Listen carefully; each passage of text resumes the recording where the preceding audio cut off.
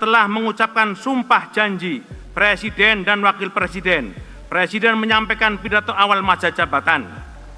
Oleh karena itu, kini tibalah saatnya kita mendengarkan pidato awal masa jabatan Presiden dalam sidang paripurna ini. Kepada Saudara Presiden, kami persilahkan.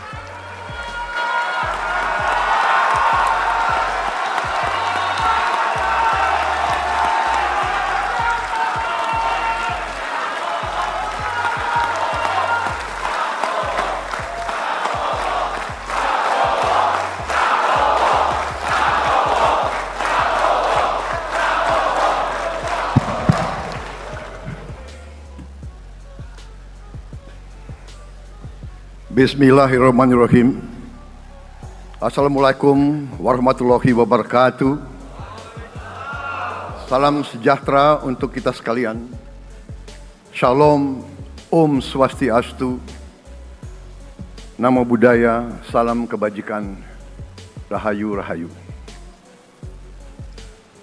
Yang saya hormati dan yang saya muliakan, Presiden Republik Indonesia masa jabatan 2014-2024, Bapak Insinyur Joko Widodo beserta Ibu Iriana Joko Widodo.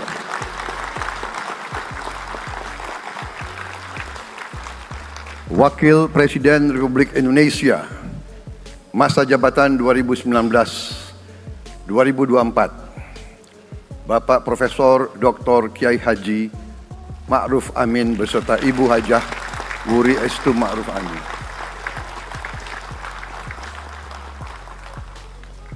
Wakil Presiden Republik Indonesia masa jabatan 2024-2029, Saudara Gibran Rakabuming Raka beserta Ibu Selvi Ananda Putri.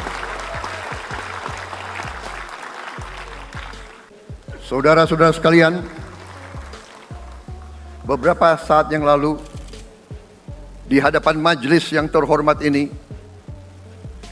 di hadapan seluruh rakyat Indonesia, dan yang terpenting di hadapan Tuhan Yang Maha Kuasa, Allah Subhanahu wa Ta'ala, saya Prabowo Subianto dan Saudara Gibran Rakabuming Raka telah mengucapkan sumpah untuk mempertahankan undang-undang dasar kita, untuk menjalankan semua undang-undang dan peraturan yang berlaku, untuk berbakti pada negara dan bangsa. Sumpah tersebut akan kami jalankan dengan sebaik-baiknya, dengan penuh rasa tanggung jawab dan dengan semua kekuatan yang ada pada jiwa dan raga kami.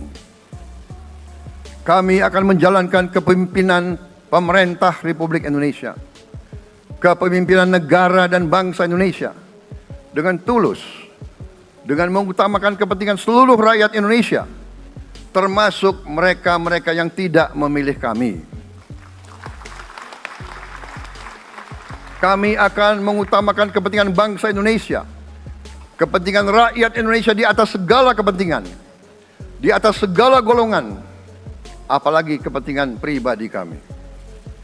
Saudara-saudara sekalian, tantangan, rintangan, hambatan, dan ancaman yang dihadapi oleh bangsa Indonesia di tengah dinamika dan pergolatan dunia tidak ringan. Saudara-saudara sekalian, kita faham, kita mengerti bahwa karunia yang diberikan oleh Yang Maha Kuasa kepada kita sungguh sangat besar dan sungguh sangat beragam. Kita memiliki luas wilayah daratan dan lautan yang sangat besar. Kita memiliki kekayaan alam yang sangat besar. Kita mengerti bahwa sumber alam ini terdiri dari sumber-sumber alam yang sangat penting untuk kehidupan manusia di abad ke-21 dan seterusnya. Namun, di tengah segala karunia tersebut, di tengah segala kelebihan yang kita miliki, yang memang membuat kita harus menghadapi masa depan dengan optimis. Tetapi kita pun harus berani untuk melihat hambatan, tantangan, rintangan, ancaman, dan kesulitan yang ada di hadapan kita. Saya selalu mengajak saudara-saudaraku sebangsa dan setanah air untuk menjadi bangsa yang berani, bangsa yang tidak takut tantangan, bangsa yang tidak takut rintangan, bangsa yang tidak takut ancaman. Saudara-saudara sekalian, sesungguhnya sejarah kita adalah sejarah dengan penuh kepahlawanan, penuh pengorbanan, penuh keberanian. Tidak hanya pemimpin-pemimpin, tapi keberanian rakyat kita menghadapi segala tantangan, bahkan invasi-invasi dari bangsa lain. Saudara-saudara sekalian, kita faham dan kita mengerti bahwa kemerdekaan kita bukan hadiah. Kemerdekaan kita dapat dengan pengorbanan yang sangat besar. Saudara-saudara sekalian, dan kita harus faham dan ingat selalu, pengorbanan yang paling besar adalah pengorbanan dari rakyat kita yang paling miskin, wong cilik yang berjuang, yang memberi makan kepada pejuang-pejuang. Janganlah kita lupa, waktu kita perang kemerdekaan, kita tidak punya anggaran, kita tidak punya APBN, pasukan kita tidak digaji. Siapa yang memberi makan kepada kita? Yang beri makan adalah para petani di desa-desa. Yang beri makan adalah para nelayan.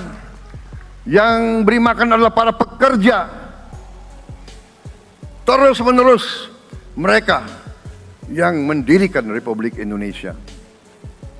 Sekarang saya mengajak saudara-saudara, terutama unsur pimpinan dari semua kalangan, dari kalangan cendekiawan, dari kalangan ulama, dari kalangan pengusaha, dari kalangan pemimpin politik, dari kalangan pemuda dan mahasiswa. Mari kita berani menghadapi tantangan-tantangan tersebut. Saudara-saudara sekalian, tantangan yang besar yang kita hadapi ada yang berasal dari luar kita. Tapi harus kita akui, harus kita berani mengakui, banyak tantangan, banyak kesulitan, banyak rintangan yang berasal dari diri kita sendiri. Ada tantangan-tantangan, kesulitan-kesulitan yang terjadi karena kita kurang waspada. Karena kadang-kadang kita tidak handal dan tidak piawai dalam mengurus kekayaan kita sendiri. Saudara-saudara sekalian, marilah kita berani mawas diri. Marilah kita berani menatap wajah kita sendiri. Dan mari kita berani memperbaiki diri kita sendiri. Marilah kita berani mengoreksi diri kita sendiri. Saudara-saudara sekalian, kita harus menghadapi kenyataan bahwa masih terlalu banyak kebocoran, penyelewengan, korupsi di negara kita. Ini adalah yang membahayakan masa depan kita dan masa depan anak-anak kita dan cucu-cucu kita.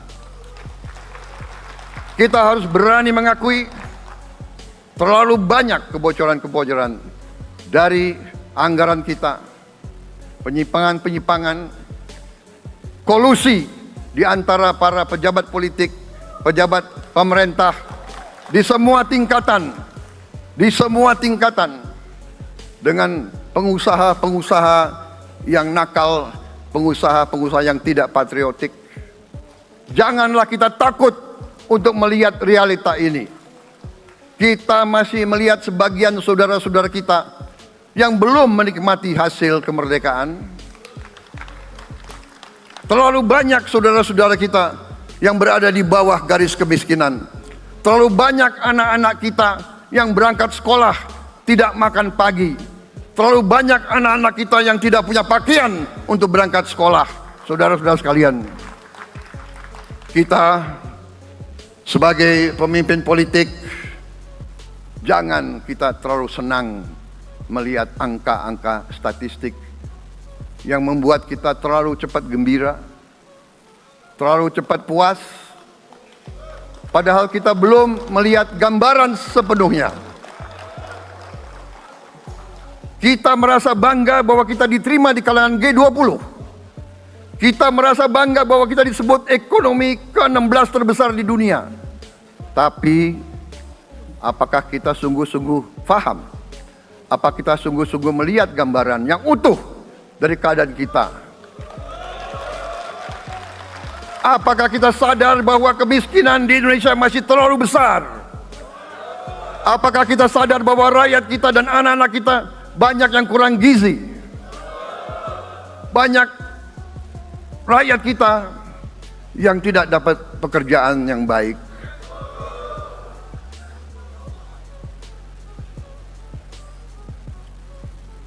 Banyak sekolah-sekolah kita yang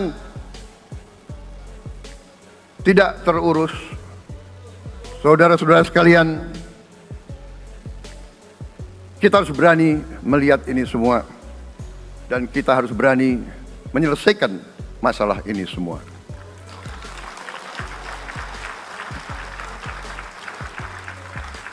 Saudara-saudara sekalian, saya mengajak kita semua, marilah kita berani melihat kenyataan. Kita boleh bangga dengan prestasi kita, tapi marilah kita jangan tertegun, jangan terlalu cepat puas, jangan terlalu cepat gembira dengan menutup mata dan hati kita terhadap tantangan-tantangan dan penderitaan saudara-saudara kita. Saudara-saudara sekalian, kita tidak boleh memiliki sikap seperti burung unta yang kalau melihat sesuatu yang tidak enak, ia memasukkan kepalanya dalam tanah. Mari kita menatap ancaman dan bahaya dengan gagah. Marilah kita menghadapi kesulitan dengan berani. Saudara-saudara sekalian, marilah kita berhimpun. Marilah kita bersatu untuk mencari solusi-solusi, mencari jalan keluar dari ancaman dan bahaya tersebut. Saudara-saudara sekalian, saya telah mencanangkan bahwa Indonesia harus segera swasembada pangan dalam waktu yang sesingkat-singkatnya. Kita tidak boleh tergantung sumber makanan dari luar. Dalam krisis, dalam keadaan genting, tidak ada yang akan mengizinkan barang-barang mereka untuk kita beli. Karena itu, tidak ada jalan lain. Dalam waktu yang sesingkat-singkatnya, kita harus mencapai ketahanan pangan.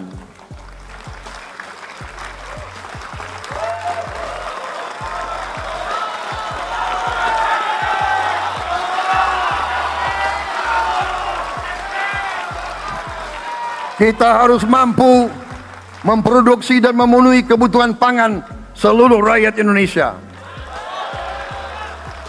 Saya sudah mempelajari bersama pakar-pakar yang membantu saya. Saya yakin paling lambat 4-5 tahun kita akan swasembada pangan. Bahkan kita siap menjadi lumbung pangan dunia.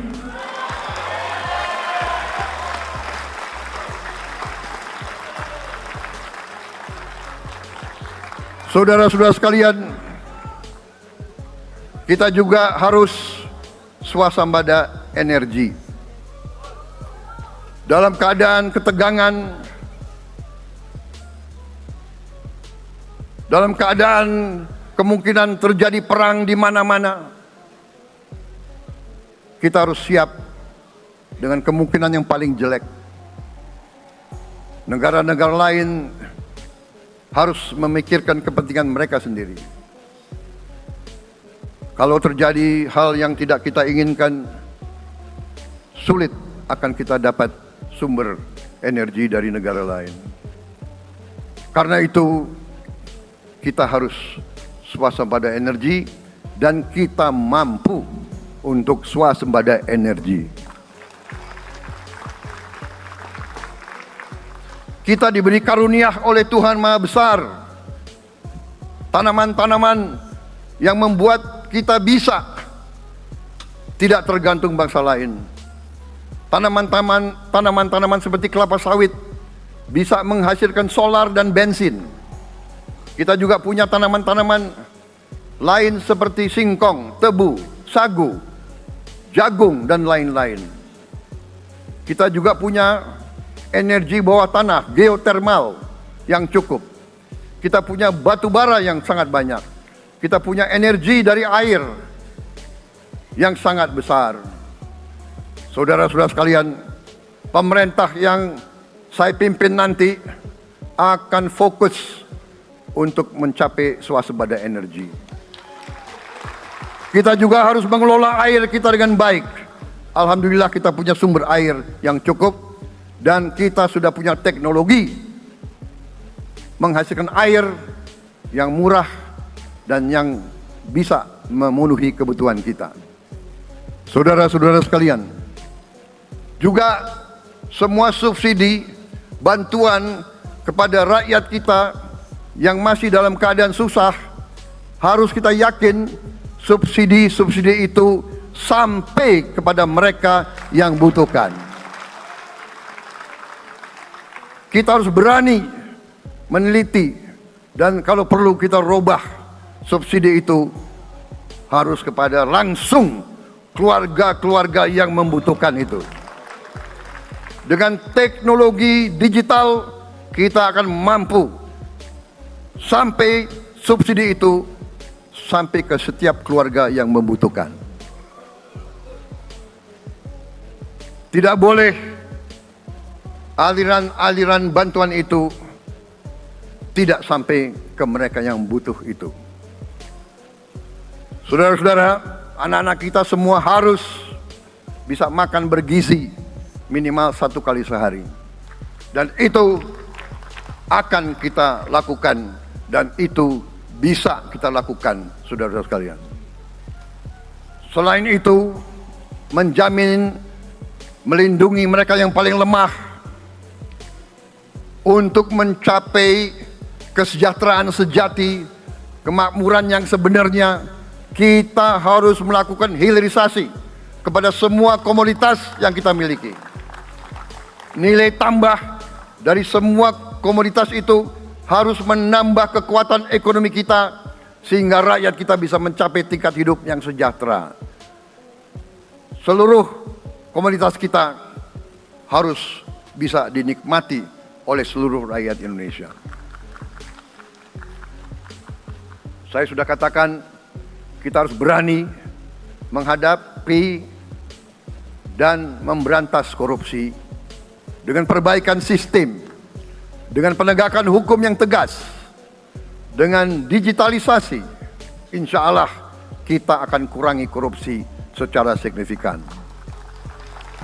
Tapi ini harus kita lakukan. Seluruh unsur pimpinan harus memberi contoh. Ingarso sing tulodo. Saudara-saudara sekalian, ada pepatah yang mengatakan, kalau ikan menjadi busuk, busuknya mulai dari kepala. Semua pejabat dari semua eselon dan semua tingkatan harus memberi contoh untuk menjalankan kepemimpinan pemerintahan yang sebersih-bersihnya. Mulai dengan contoh dari atas dan sesudah itu penegakan hukum yang tegas dan keras.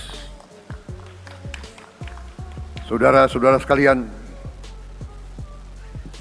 semua kita percaya dan kita yakin kita akan punya kekuatan untuk bisa menghilangkan kemiskinan dari bumi Indonesia. Ini sasaran yang berat. Bahkan banyak yang mengatakan bahwa ini sesuatu yang tidak mungkin. Saudara-saudara, pemimpin yang berani, pemimpin yang baik akan terpanggil untuk menghadapi yang tidak mungkin dan mencari jalan agar yang tidak mungkin kita atasi.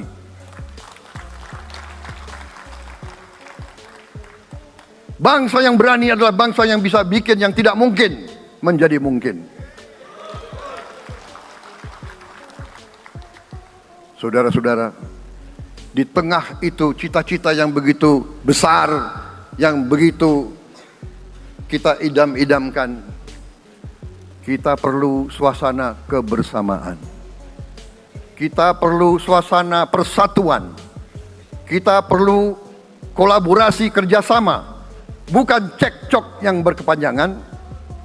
Kita perlu pemimpin-pemimpin yang tidak caci maki, pemimpin-pemimpin yang arif, yang bijaksana, yang mengerti dan cinta budaya dan sejarah bangsa sendiri, yang bangga dengan adab, tradisi, dan adat bangsa kita sendiri.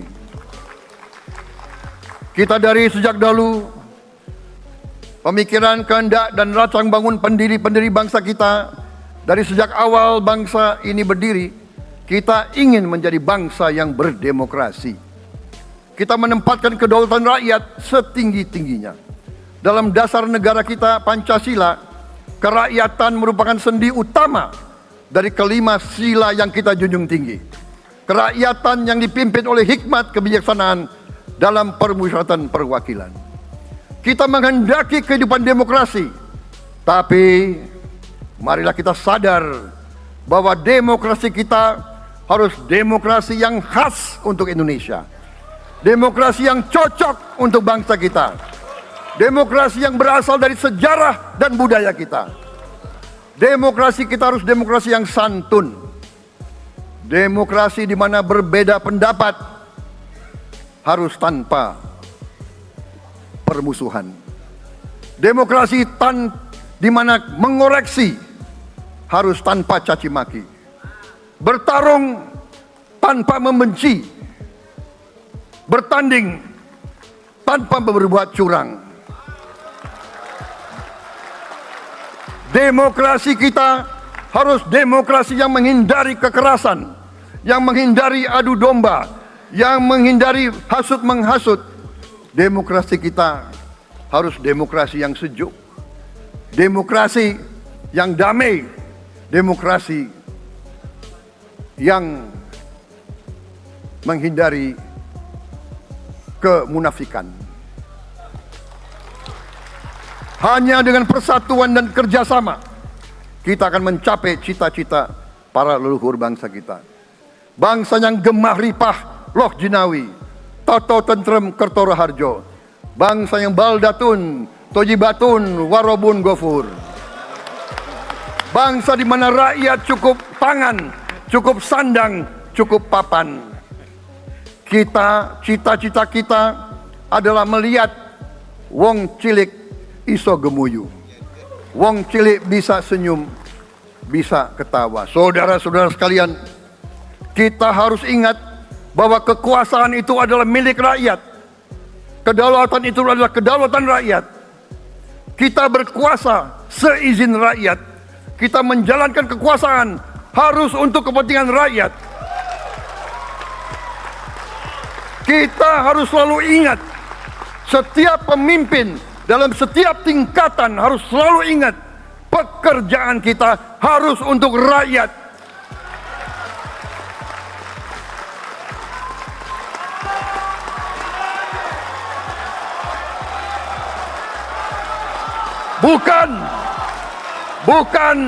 Bukan kita bekerja untuk diri kita sendiri. Bukan kita bekerja untuk kerabat kita.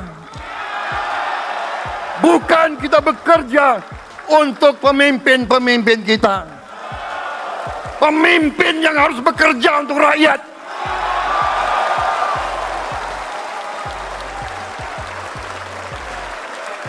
Saudara-saudara sekalian, kita harus mengerti selalu, sadar selalu bahwa bangsa yang merdeka adalah bangsa di mana rakyatnya merdeka.